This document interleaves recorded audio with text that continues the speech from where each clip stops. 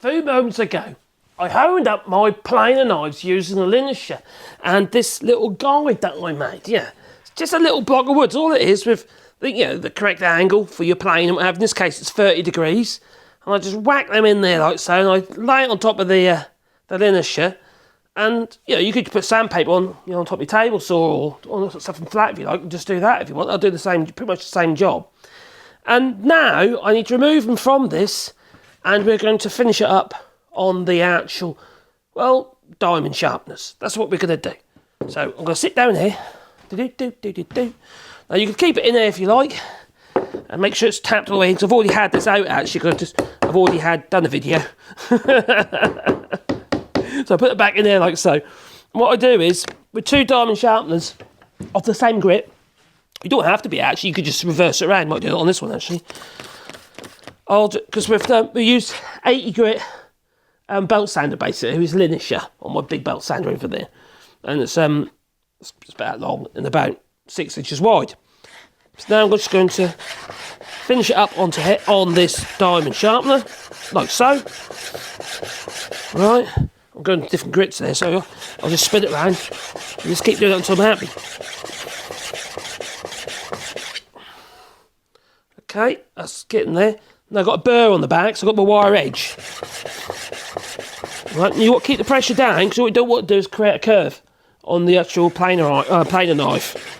Excuse me, voice, because I kind of, my voice is pretty terrible anyway, but I'm full of cold at the moment, full of cold. Still making videos, so I'm doing my best. Anyway, there you go.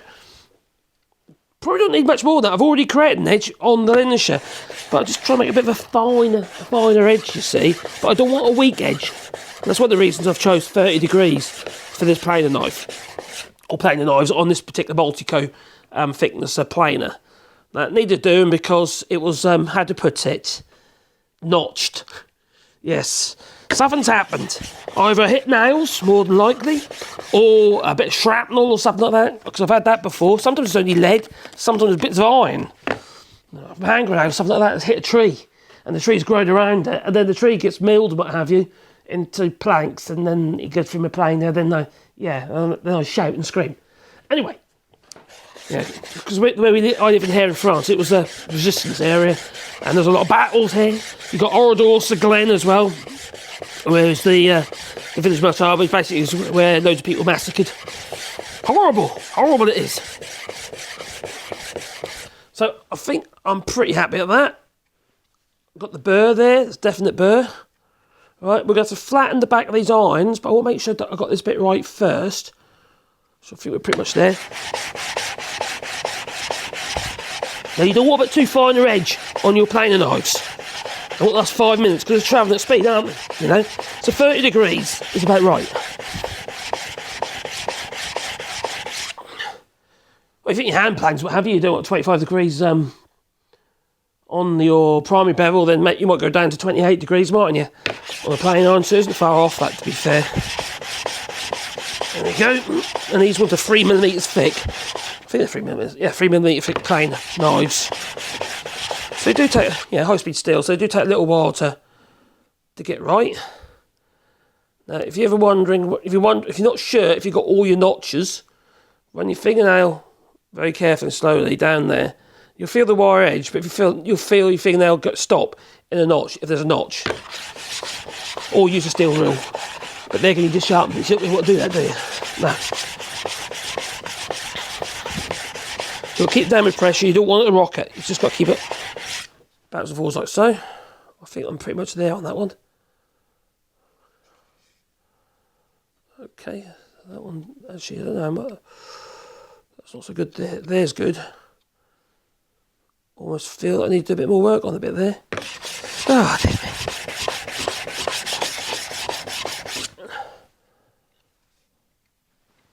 That one's pretty good. I'm fairly confident that's what we'll do is we'll tap them out of this guide, not onto something that's metal. Make sure you don't put another notch in, do you? No.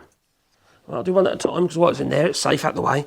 Now I've got this build up on the back here of this grime. It's like resin, God knows what else built up on the back. So I'll start with the coarser Well, in that course actually it's only about course one's what's it, 600. Let's flatten the back, like so. You do have a bigger one, really. One the size of the actual bigger, nice and flat, than the actual planer knife. I feel the bird's gone already. When you first put it on, it's rough. You can feel the resistance there. So that's gone. Be ginger with it as you do this, obviously.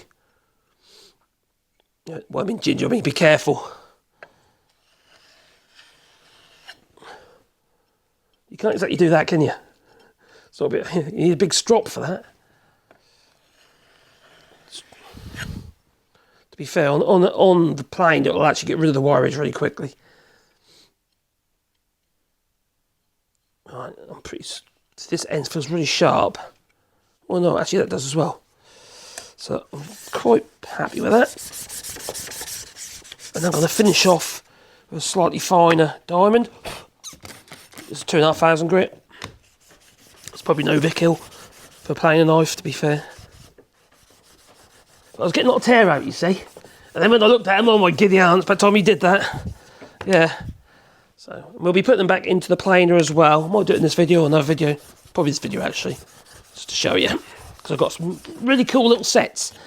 That allows you to get them in exactly the right place. I'm happy with that one. That's good. Right, make sure you don't hurt yourself. So sharp. Right, I just whacked the two knives against each other. Oh, that's okay, good. Phew. Right, let's get that one out of the way. Flatten the back. Basically remove the burr around. It's not really flatten the back, is it? It's not it's not a hand plane iron, is it?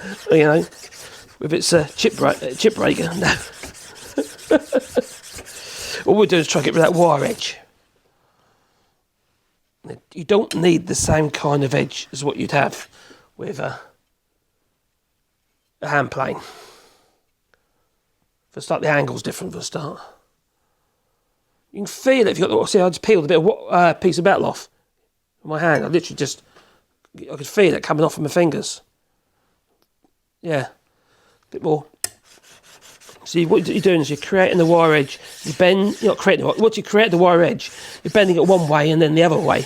And eventually it'll break off. You could try and strop it. I don't know how you do it with your hands. I don't think that's a particularly good idea with your hands. Finish off with the final one. Bit of lubricant. I usually use Windex, but I've run out. So this is a bit of a afterthought. It's literally a bit of fairy liquid. Washing up liquid in a bit of water. Not ideal. But it's better than nothing. As long as you wipe everything over and make sure everything's clean and dry. Losing my voice, I am. Okay, that's pretty good. Okay, that is not bad at all. Find your angle, go the other way. I did have this Rexon, I sold it actually recently. It was a water bath, water bath sharpener, a flat one. The problem with the wheel that it came with is so soft and it's never flat. Yeah, of this way, when you're dealing with something that is flat, and that linear is flat because I've had it machined, it does a really good job. As long as the belt's tight, the actual sanding belt must be tight. Otherwise, it whips. And it kind of you'll wear the ends down more than you'll take more off the ends faster than you will the middle, which is no good whatsoever. So you've got to maintain it. Put it like that. God, I'm really losing my voice. I am full of cold. I am. Do you appreciate this? Me making videos. I'm full of cold. No. Right. Yep, I think we're there with that. Okay. Cool. Just saw a bit of wire edge come off again while I did that. Another way you can remove wire edge is literally run the edge of the plane knife along a piece of wood like so, and that'll peel it off. There's no sign of it there. That's good. Let's have a look at this one. No sign of it there. That's good, good, good. I'm happy with that. So all I'm going to do now is just wipe these off because I don't want to introduce any water, any humidity into my planer block. do with actually give the planer block actually a good clean actually. But I won't in this video because it's going to take too long. So we're going to reinsert these planer knives into the actual planer. So I'll bring you over here. And then we'll see what happens when we pass a piece of wood through this planer. Now it's had a sharpen, a hone. Right. Now I'm quite lucky, I've got these things, okay? If you haven't got some, I suggest you get some because it can make your life a lot easier. If you're finding it difficult to set your planer knives in line with each other, because they must be in line with each other, exactly the same position. Because if they're not, well, one planer knife will be working harder than the other planer knives. I'm just going to grab this wire brush, get some of this gunk out here. And if I wasn't making this video, I'd just have all this out here and I'd clean it all up and make sure no corrosion and nothing sticking in there. Because it's a flipping nightmare when that happens. Because what happens is when you get resin build up in the clamp assembly, what happens is it can stick. Because resin being resin, it's like, you know, it's resin, isn't it? It's like fiberglass or, yeah, it's not, well, it's a natural resin.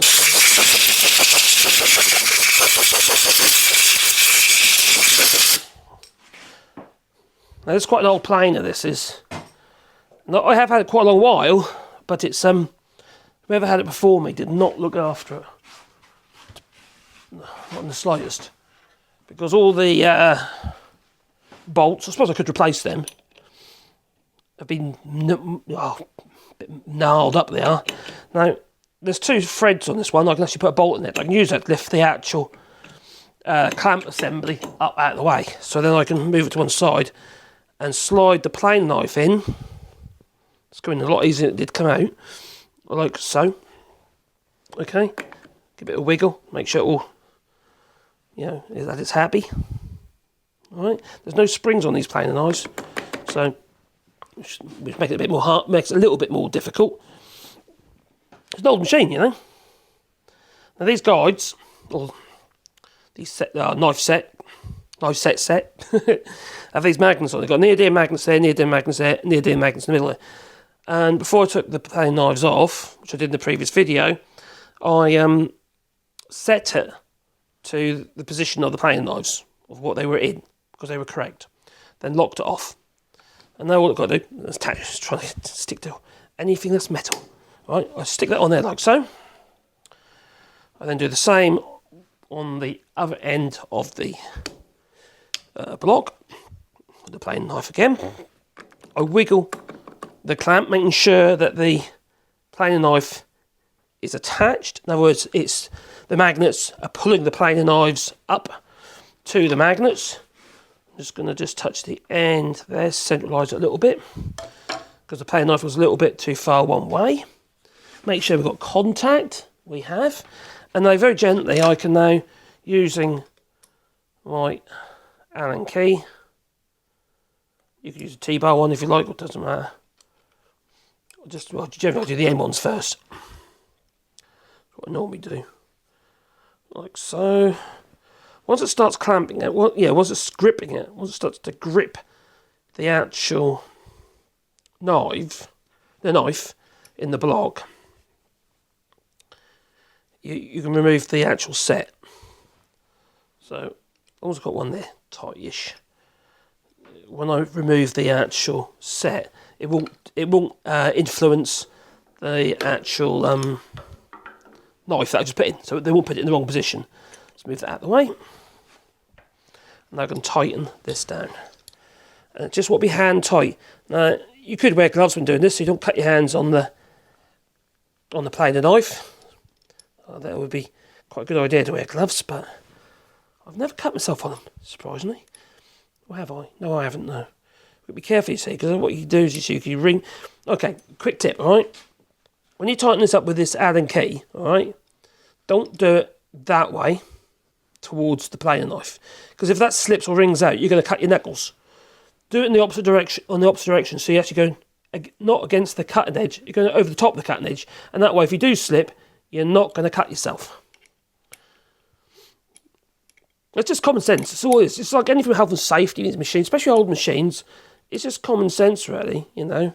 And also having control. Like I'm not trying to put a load of force into something with this Allen key to the point of actually potentially hurting myself. All I'm doing is just doing it controlled. Obviously, unplugged the machine, and this machine is unplugged. All right, so that's one in. All right, that's all we've got to do with that one. So now we're going to just turn the cut block around, and we have, you know, because it's already loose, I'm going to put my little bolt in there. I don't think it's actually the right thread rating, but it grips it, so it's good enough. All right, so I'm going to pull that up as like so. All right, as I insert this new planer knife, with sharpened planer knife. God, that one is sharp. Blimey. Yeah, that one's really sharp. So one's sharper than the other, but they're both good enough. The thing is, when you can do it yourself, you can easily, you know, just touch them up occasionally, you know. A bit like the missus. It's always good to have a missus, so you can touch up. Right, so I'm placing it on like so. Now, if you notice, it actually pushed the planer knife down into position as I inserted it. I'll give this a wiggle, make sure that's not influencing the planer knives at all. And then we'll clamp that down and keep an eye on the set, making sure it's got that the planer knives have contact, do the ends first really, have contact with the magnets. I don't need to adjust it from end to end because they actually look like it's pretty much in the right position. Yeah, I'm quite happy with that. Ooh, maybe a little bit that way. We're talking about Nat's whisker here. Oh, actually, now this is what you can be careful of. What I just did, I just moved it along when it was a little tightened up a little bit. I shouldn't have done that. No, what it's done is altered the height of the actual planer knife. So I've just got to readjust that. Put that in the right place. Now it's loose. Oh, not quite. Oh dear. I'm being pedantic here. That's perfect. Right, so get a little wiggle, making sure on the clamp, making sure the planer knife is touching the magnets again because I messed up. Tighten up the fittings, the Allen bolts. I tell you what I find sometimes, because I have fibromyalgia and it gives you brain fog, and it's sometimes I can't find my words. It's really weird. Never used to be like that. I'm sure people do it anyway, but it's as in, go to a cupboard and you think, why am I here? Oh, that's right, I wanted this, I wanted that. Well, you walk away from it, forget, and then you go back again after you remembered. It's a strange condition, I tell you. Fibromyalgia. It's bizarre. Right, so that's the two sets, been used. I don't have to touch them. They'll probably go back into the box exactly how they are. And what I'll do is before I take the knives out next time, I just check, I put them on the block, making sure they haven't moved, and then I just repeat the process again. And I don't have to do anything other than that. It's really easy to set the knives in a block if you've got some of these. Really easy. Now, some planers come with its own little setting guide. Especially if you've got a little box planer or something like that, they tend to, like a one of them construction site planer. I've had a couple of them. I had a jet one, which was all right-ish. The other one I had was Matabu. It was great in many ways, really good design in many ways. But the knife clamps are awful in the Matabu. DH330, I think it is. No, they're absolutely terrible. They bend. All the sawdust goes in between them. Okay, so the planer knives are in. So that one's in there, okay? And that one's in there. So let's take everything out of the way. Let's find a piece of wood and see if it comes out smooth. Because it wasn't before. Got a bolt down there. Don't want to leave that in there, do I? No. Right, so I'm happy at that. Now I've got to get my hood. I suppose I better put that on. I'll get criticised if I don't have my hood on. Yeah, I've got to have my hood. Yeah. Put that back on there. I said, that was dangerous, not having your hood. And where's my hose? Oh, it's my hose. Whoa. Oh, crikey. Oh, that's a cool one. There you go, put that on there. Alright, let's bring it back a little bit so we see what's going on. And hopefully, touch wood, it doesn't explode. I don't want it to explode. No. If it does, it'll be a very interesting video. Right, where is my cable? Oh, there it is. I've got to plug it in. There goes my compressor. I'm just going to get the air line, make sure there's nothing untoward. That's good. Right, okay, so we need to find a piece of wood. Eeny, meeny, miny, mo. I've got a rough old bit somewhere that hasn't got nails in it. Because that'd be a good idea, wouldn't it? Yeah, don't want nails in a bit of wood. No. Now, here's a piece. Oh, it's a bit wet. Look at that again. How's this piece here? Right. How about that piece? Still a bit wettish. Oh, dear me. I will be there in a second.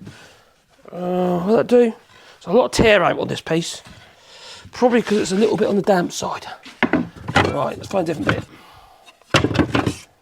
I'm struggling to find a bit of wood here that's suitable for this job. For demonstration purposes. I will be there in a minute. I am coming. Should I do a wet bit? Because it's kind of like, it demonstrates how bad it was. Right, okay, if you see this bit here, I run it through the planer earlier, right?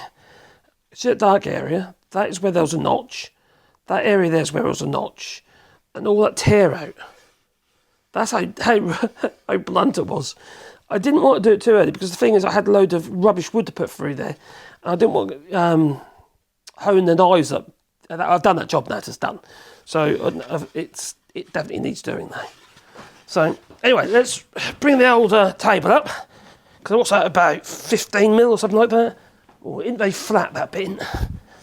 It's not flat at all. That ain't going to help, is it? Let's find a different bit. Let's do that bit. Oh, that's flat. Yeah, that's flat. That's a bit rough as well. Look. See? Yeah, it's a bit nasty. Right. And also the grain's got all different directions. I think it's that way. Hard to tell.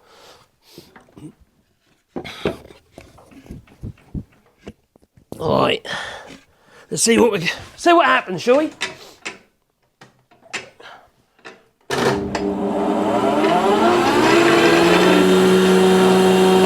Well, it's not taken anything off yet.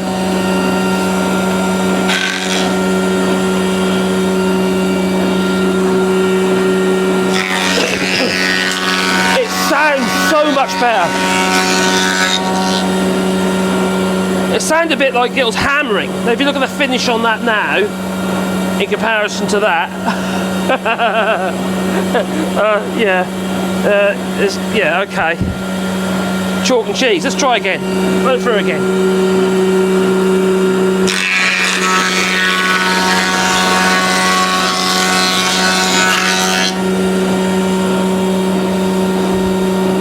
There you go, look. That's way better. I think my dust extractor needs clearing out. It's getting little bits of chip sticking to it. That's because what happens is there's a grid in the dust extractor, and when I do get big chips in there, that tends to clog it up, and I have to go clear it every so often. Now some people cut those as like a cross before it gets into the dust extractor. Some people cut them out. The problem with that is if you've got anything big that gets sucked up there, you can wreck your dust extractor. Alright, let's try a different bit of wood. Like that nasty bit that I planed earlier, let's stay at that. Right, let's run that through.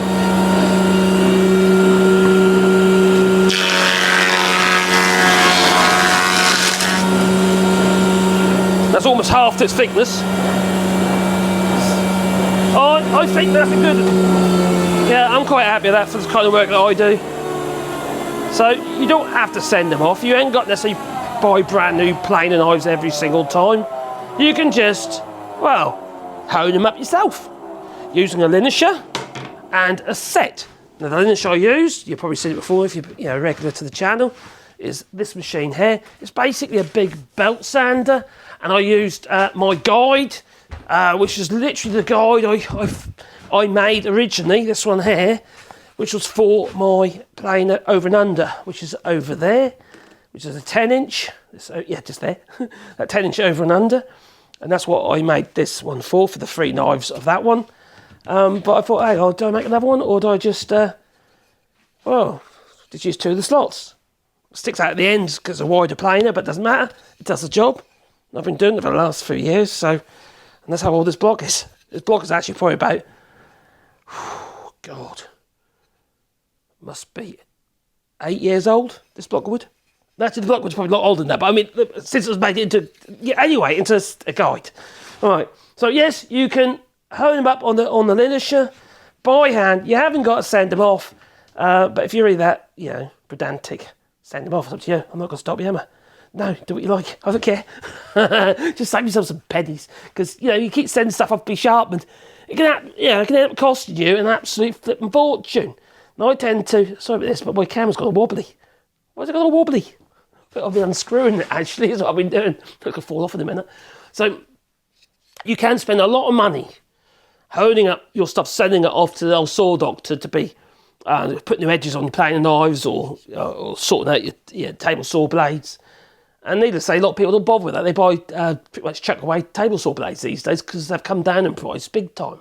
But if you've got good quality blades, I've got some nice Mecha Bois ones, really nice blades, and they're expensive. I